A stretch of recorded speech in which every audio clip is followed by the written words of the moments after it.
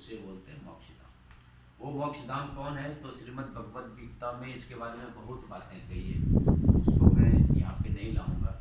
कि जो धाम सूर्य के प्रकाश की जरूरत नहीं है, जिस धाम को चंद्र के प्रकाश की जरूरत नहीं है, अग्नि की जरूरत नहीं है, वो सिर्फ भगवान के एक रोशनी से जगमगाता है। और जहाँ जाने से व्यक्ति फिर वापस इस नरक लोक पे नहीं आता है, इस दुख लोक पे नहीं आता है, इस दुखालय में फिर से नहीं आता है, वो कौन है? रघुवरपुर है। यानी कि प्रभु श्री राम का धाम है, अथवा तो कृष्ण का धाम है, अथवा तो शिव का धाम है, अथवा तो मोक्ष धाम है, निर्वाण धाम है।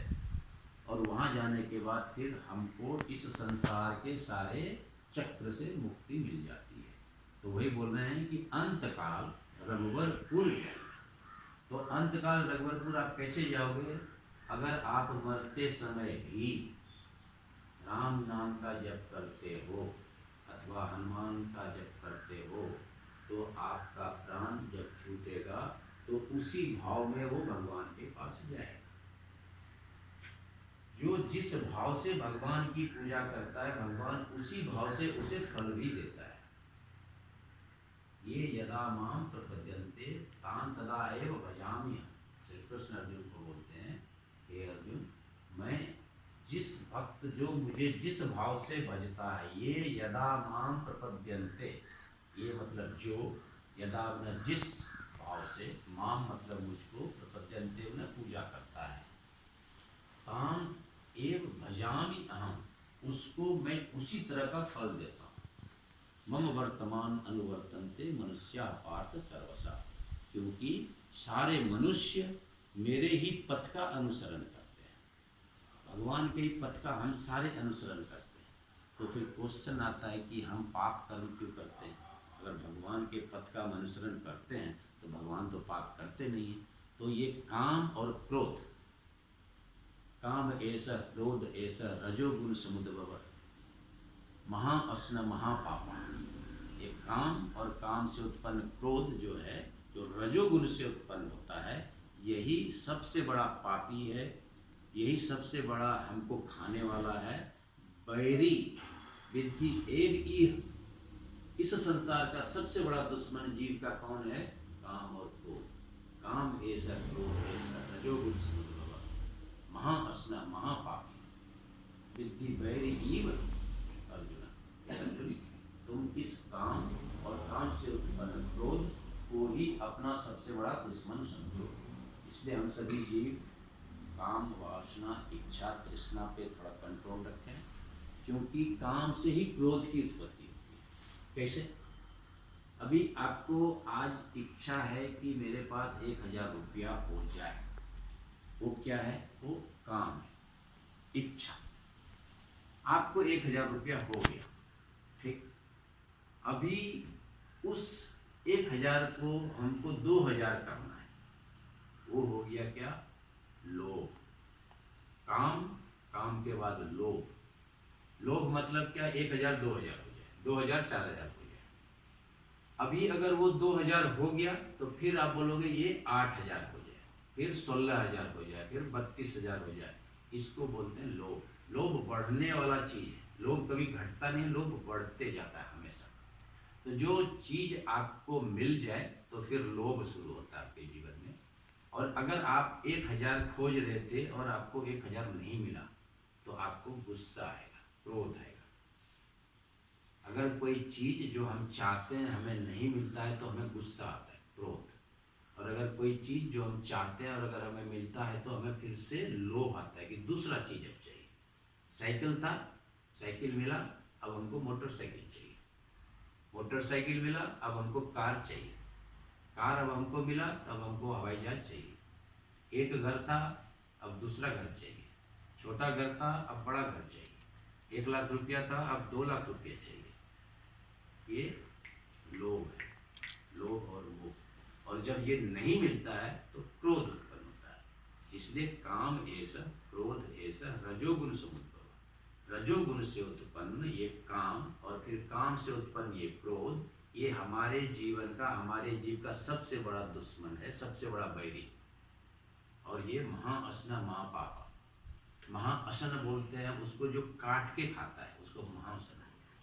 जैसे मगरमच्छ का आपने मुंह देखा होगा, तो मगरमच्छ अगर किसी को पकड़ ले तो बिना काटे उसको छोड़ता नहीं। तो ये काम ऐसा ही मगरमच्छ है, अगर काम आपको पकड़ लिया तो फिर आप छूट ही नहीं सकते उसके बंधन से, इसलिए उसको महाअसन बोला। और महापापा, महापापी है ये काम।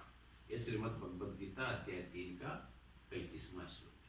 और यहाँ भी बोल रहे हैं कि जन्म जन्म पे दुख विसरावे। ये जो दुख जो काम और क्रोध से आता है, आपको दुख आने का रीजन कल बताए थे, भूत और पिशाच। भूत और पिशाच से ही दुख होता है, और दुख यहाँ भगा रहा है, जन्म जन्म के दुख विसरावे। यानी कि भूत और पिशाच भागा ही, साथ में उससे उत्पन्न दुख भी भागा, जन्म जन्म के दुख विसरावे। अंत काल रघुवर पूजाई। और अगर आप लोग या कोई भी जीव अंत काल में भी भगवान का स्मरण करता है, मरने समय भी उनके नाम से राम राम निकलता है, तो वो सीधा मुक्ति धाम को जाता है। आप लोग कहानी सुने होंगे, नाम मैं भूल रहा हूँ, उनके बेटे का नाम नारायण था, और वो बहुत बड़ा डाकू था, बहुत बड़ा डाकू लुटेरा था वो। और उसको एक पुत्र था, उसका नाम नारायण था। तो जब वो मृत्यु सैया पे पड़ा हुआ था, तो यमराज उसके पास खड़ा था, जैसे तुम मरो मैं तेरे को ले जा करके नरक में रखूँ, क्योंकि तुमसे बड़ा पापी तो कोई था ही नहीं। तुमने कितने लोगों का कत्ल किया, कितने लोगों को लूटा, कितने लोगों को मारा, तुमको तो नरक ही जाना पड़ेगा। मरने समय उसका बेटा उसके सामने था, तो उसने सिर्फ बोला नारायण पानी दो, नारायण पानी दो। अभी क्षीर सागर में नारायण लक्ष्मी के साथ शेषनाग पे सोए हुए हैं। अभी वो वहाँ हिलने लगे, यहाँ वो अपने बेटे को बोल रहा है नारायण पानी दो, और वहाँ नारायण भगवान जो विष्णु है वो हिलने लगे। बोला अब मेरे को जाना पड़ेगा।